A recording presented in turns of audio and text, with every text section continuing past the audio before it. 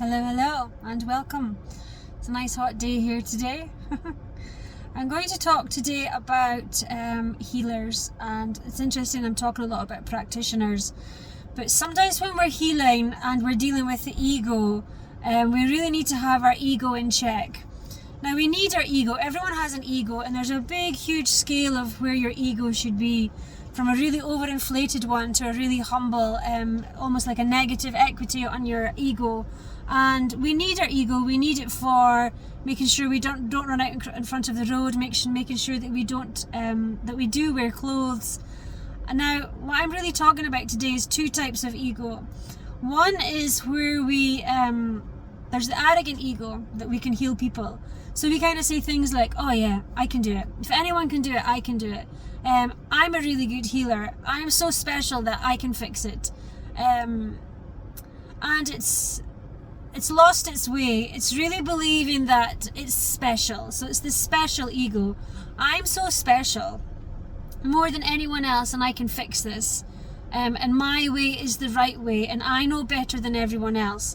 So you really need to listen to these practitioners that say to you, what I say is, take what resonates and discard the rest, or you choose or you decide, and things like that. They're really trying to empower you. But the ones that don't say that kind of stuff are telling you that their truth has to be your truth. I've actually digressed slightly there, but I'm talking about special with a capital S. These people that really think that their way is 100% right and you're wrong. And this can be from many reasons, which I'm not going to go into today. But the opposite of that is the other healer's ego is the one that puts itself aside to heal. Okay? It puts itself aside so that the person doesn't have any healthy boundaries and they're healing you. So the person could become harmed, they could pick up energy, they could go into an area of healing modalities that they're not familiar with, or conversations that they're not familiar with, when they should really be referring to other practitioners, and they are pushing themselves out of their professional parameter or their healing abilities and capabilities. So this is the unhealed healer who is sacrificing themselves to help other people, and that's an ego as well. That's like a negative ego. That's like the really inverted humble person, is that they will just keep doing it, and they make themselves look small and meek and sacrificing with an S. It's a sacrificial ego that they're putting their needs last, but they're actually creating really unhealthy energetic binds because they're not using healthy boundaries, and they're going into arenas which they're not familiar with. And then the special ego is doing exactly the same. They're basically telling you that their way is the best. They know what's best. They will fix everything that you need. So both these two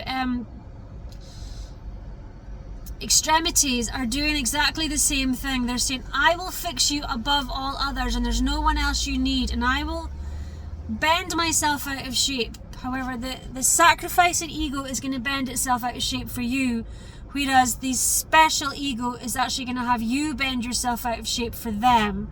Okay?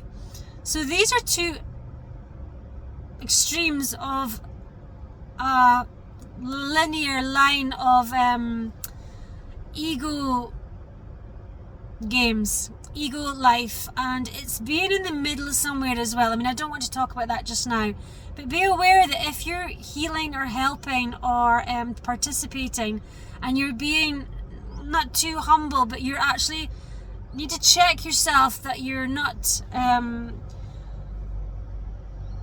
compromising who you are in favor of making sure that the client is okay or the other person is okay, and making sure that you're helping them make the best decisions for themselves. And then the special ego is trying to keep hold of them and telling them that you know what's best for them. So as always with me, take what resonates and discard the rest, and just have a look at yourself and the people around you and the practitioners that you go to. If they're hooking you in and telling you that they know best and you can't go to any other practitioners while you're with me, and you need 6 more sessions and all that stuff. You decide. You decide what's right for you, okay? I hope that helps, and have a lovely day.